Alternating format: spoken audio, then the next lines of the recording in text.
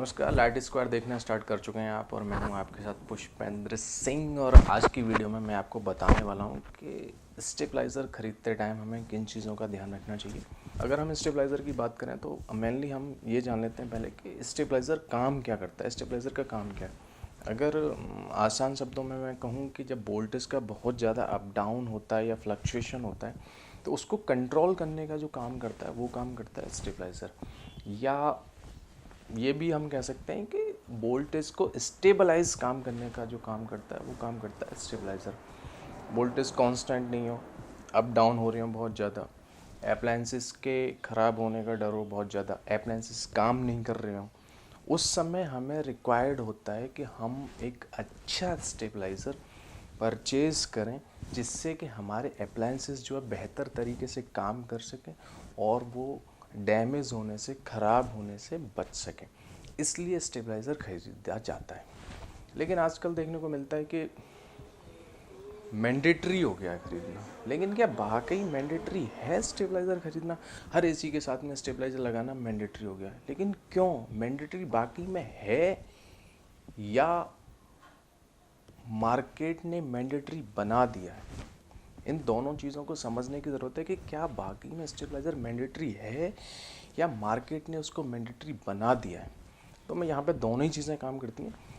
कहीं कहीं किसी जगह ये मैंडेटरी है भी और कहीं कहीं इसको मार्केट ने मैंडेटरी बना दिया है।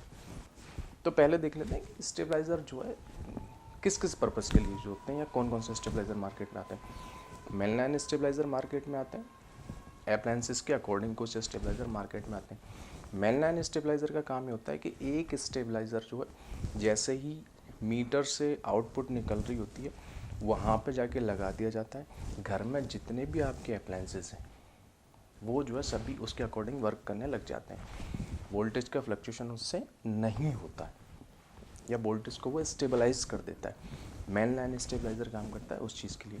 बाकी अप्लायंसेस के लिए डिफरेंट स्टेबलाइज़र आते हैं, जैसे फ्रिज के लिए स्टेबलाइज़र आते हैं, वॉशिंग मशीन के लिए स्टेबलाइज़र आते हैं, टीवी के लिए स्टेबलाइज़र आते हैं और ट्रेड मिल्स, एसीज, अलग अलग जो है अप्लायंसेस के लिए अब जो है कंपनियों ने स्टेबलाइज़र जो है बनाना स्टार्ट कर दिया।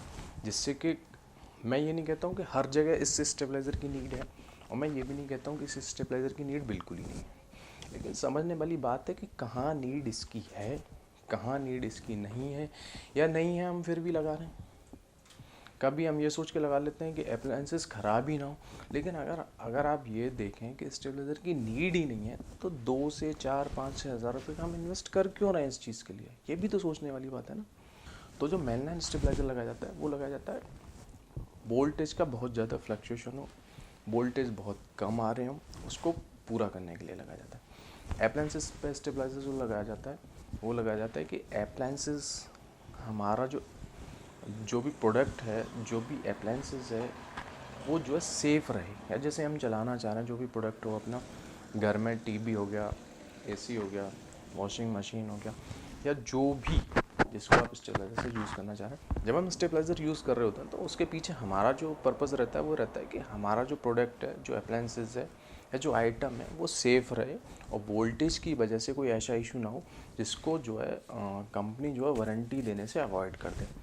इस वजह से हम जो स्टेबलाइज़र लगाते हैं। लेकिन क्या वाकई हर एसी के लिए स्टेबलाइज़र मैंडेटरी है या लगाना चाहिए?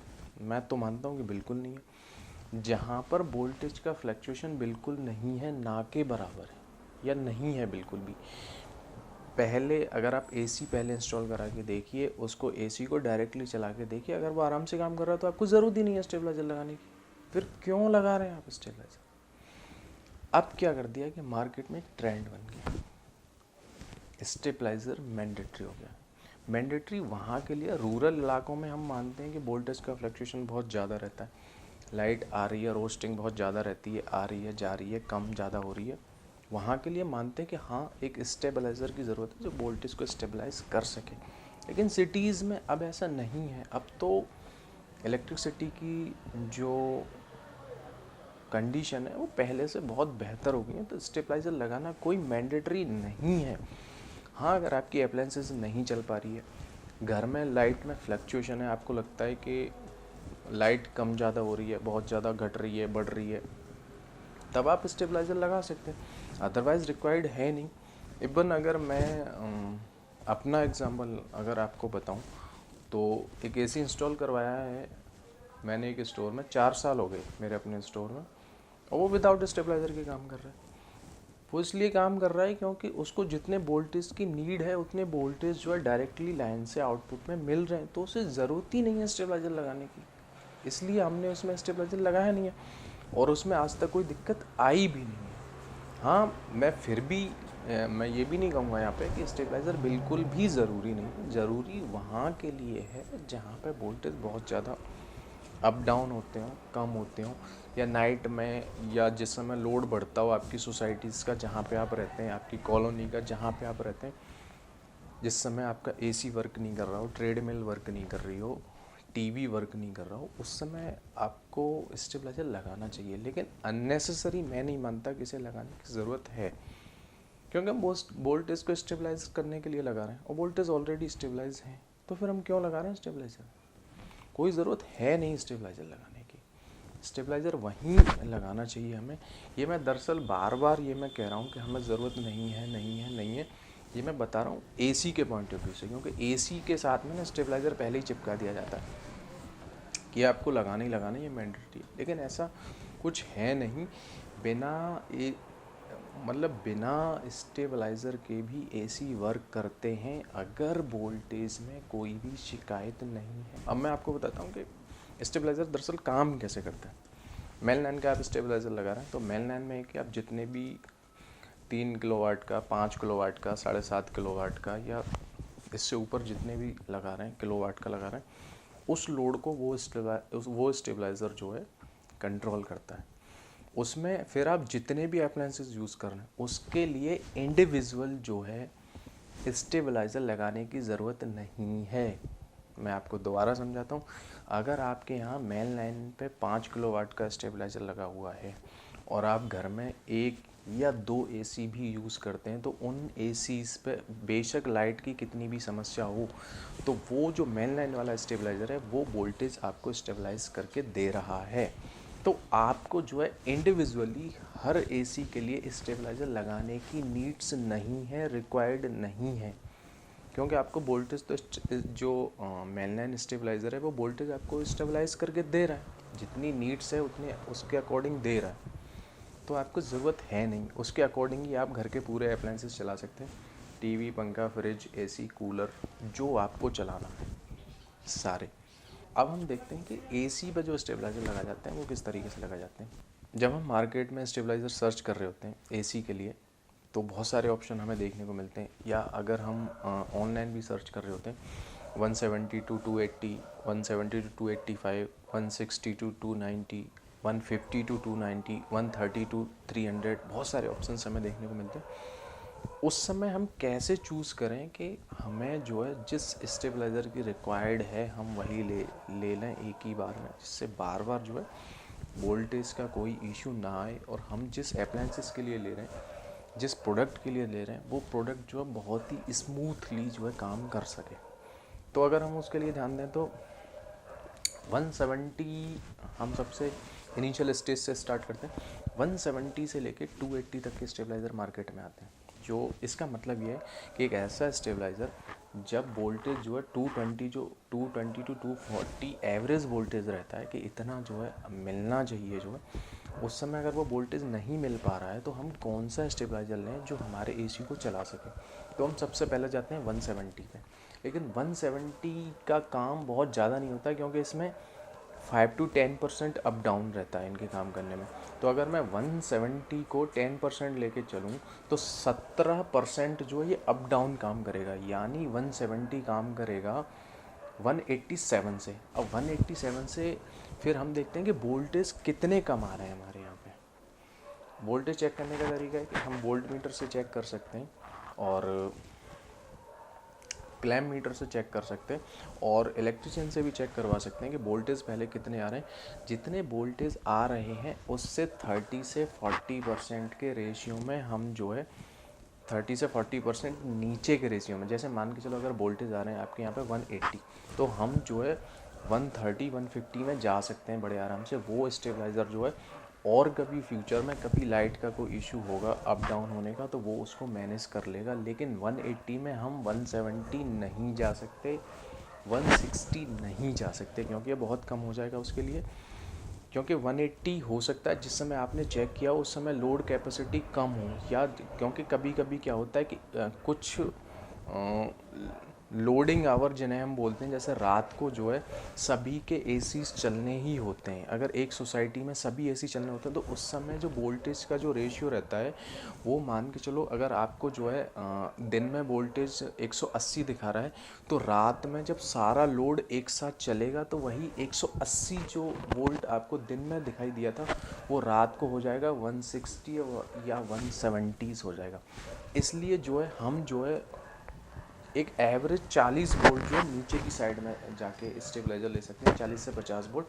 क्योंकि अगर 180 अगर हमने मेज़र किया है कि 180 वोल्टेज आ रहा है, तो 130 140 वाला बड़े आराम से आपके किसी भी अप्लायंसेस को बहुत अच्छे तरीके से रन करने में आपकी हेल्प कर देगा विदाउट एनी हेडेक।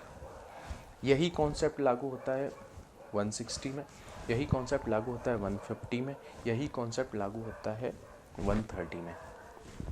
और अगर ज़्यादा ही वोल्टेज की दिक्कत है तो फिर 90 वोल्टेज से रिकमेंड किया जाता है, जो कॉस्ट वाइज बहुत ऊपर रहते हैं। तो मेरा मानना फिर भी ये है, अगर आप 90s वोल्ट का अगर स्टेबलाइज़र में जा रहे हैं, वोल्टेज की ज़्यादा दिक्कत है, फिर मैं आपको रिकमेंड करूँगा कि 90 वोल्ट की बजाय फिर आप मेन लाइन स्टेबलाइज़र में जाएं जो 5 किलोवाट का आता है। एसी के लिए मेनली 4 किलोवाट तक के स्टेबलाइज़र यूज़ किए जाते हैं 1.5 टन के एसी के लिए, लेकिन 5 किलोवाट का स्टेबलाइज़र जो है आपके पूरे घर को भी सिक्योर करके रखेगा। क्योंकि अगर जो है 90s पे आप जा रहे हैं, इसका मतलब वोल्टेज की बहुत ज़्यादा समस्या है आप जिस एरिया में रहते हैं वहाँ पर। अब अगर हम दोस्तों बात करते हैं कि एसी और टीवी के स्टेबलाइज़र के लिए, तो एसी और टीवी के स्टेबलाइज़र में बहुत ज़्यादा नहीं, क्योंकि ये दोनों ही स्टेबलाइज़र जो है 90 to 110 से ही स्टार्ट होते हैं। तो इनकी जो वर्किंग कैपेसिटी रहती है वो पहले से ही बहुत ज़्यादा रहती है, इसमें चूज़ के लिए बहुत ज़्यादा ऑप्शन नहीं रहते हैं। लोड वाइज मैं रेफ्रिजरेटर के लिए फिर भी मानता हूँ, फ्रिज के लिए कि कुछ जो है 300 लीटर तक या 350 लीटर तक एक अलग स्टेबलाइज़र आता है, उससे ऊपर के लिए अलग स्टेबलाइज़र आता है। लेकिन ये दो ही ऑप्शन आपको मिलेंगे। वोल्टेज का बहुत ज़्यादा इसमें नहीं रहता, क्योंकि 90 या 110 से ही ये दोनों स्टेबलाइज़र जो स्टार्ट होते हैं। अब बात करते हैं और अप्लायंसेस की। और अप्लायंसेस में घर में ट्रेडमिल हो गई या और कोई अप्लायंसेस आपको चलानी है जिसके मेनली कोई स्टेबलाइज़र उसके लिए खास डिज़ाइन नहीं किए गए हैं, तो आप उन्हें कैसे चूज़ कर सकते हैं। तो आपको सबसे पहले ये करना है कि जैसे हम ट्रेड मिल को ही ले लेते हैं। ट्रेड मिल अगर आपको चलाना, ट्रेड मिल के नाम से कोई भी स्टेबलाइज़र मार्केट में अवेलेबल नहीं है, ना आता है, लेकिन आपको ट्रेड मिल चलानी है, तो आप चलाएंगे कैसे।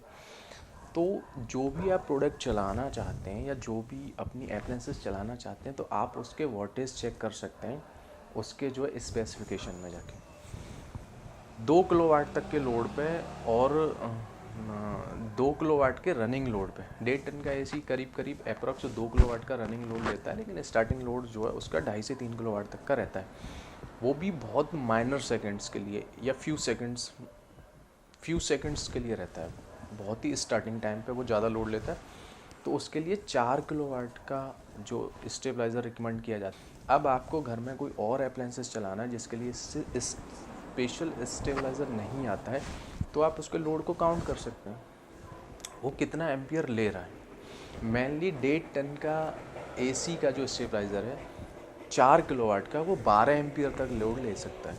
तो अगर आप ये देख सकते हैं कि 12 एम्पियर से कम का लोड है, तो आपका जो काम है वो एसी का स्टेबलाइज़र कर देगा। और आपको कोई छोटी अप्लायंसेस चलानी है, बहुत छोटी अप्लायंसेस चलानी है, मान के चलो आपको कोई म्यूजिक सिस्टम चलाना है, तो आप टीवी के स्टेबलाइज़र से चला सकते हैं अगर आपके घर में अवेलेबल है एक्स्ट्रा तो। या आपको जस्ट चेक करके देखना है और आपको स्टेबलाइज़र से चेक करना है, तो आप फ्रिज के स्टेबलाइज़र से चेक करके देख सकते हैं, क्योंकि उस पर आराम से म्यूजिक सिस्टम चलाया जा सकता है कम वोल्टेज वाला। और हायर वोल्टेज के लिए तो फिर वहीं जाना पड़ेगा आपको अलग अलग स्टेबलाइज़र में, जैसे एसी का हो गया। वोल्टेज आपको मैंने वोल्टेज चूज़ करना बता दिया कि वोल्टेज हम किस तरीके से चूज़ कर सकते हैं। 170, 160, 150, 140, 130 एंड 90 वोल्टेज में हम चेक कर सकते हैं। और जहाँ पे अच्छा अभी बात हुई कम वोल्टेज की, हायर वोल्टेज जहाँ पे वोल्टेज बहुत ज़्यादा हायर आ रही है वहाँ के लिए भी जो वोल्टेज की हायर, जो स्टेबलाइज़र की हायर कैटेगरी रहती है कि वो मिनिमम वोल्टेज कहाँ से स्टार्ट करके और कहाँ तक मैक्सिमम वोल्टेज तक कंट्रोल कर सकता है, उन दोनों के बीच में अगर आपको कंट्रोल करना है तो हर स्टेबलाइज़र पे ये दोनों चीज़ें ही मेंशन रहती हैं कि स्टार्टिंग मतलब मिनिमम वोल्टेज इतना होना चाहिए, मैक्सिमम वोल्टेज इतना होना चाहिए। इन दोनों के बीच में ये स्टेबलाइज़र अच्छे तरीके से काम करेगा। ये दोनों चीज़ें जो है आपको देख के फिर आप आराम से स्टेबलाइज़र ले सकते हैं। तो दोस्तों ये था मेरा वीडियो स्टेबलाइज़र बाइंग गाइड को लेके कि जब आप स्टेबलाइज़र ख़रीदने जा रहे हैं तो आपको किन किन चीज़ों का ध्यान रखना चाहिए। आपको ये वीडियो कैसा लगा और आप मुझे कमेंट बॉक्स में ज़रूर बताएं, मुझे आपके कमेंट का इंतज़ार रहता है। और अगर आपको अच्छा लगा हो तो लाइक करिए, शेयर करिए, सब्सक्राइब करिए। फिर मिलते हैं अगली वीडियो में किसी नए टॉपिक के साथ में, किसी नए प्रोडक्ट के साथ। देखते रहिए लाइट स्क्वायर।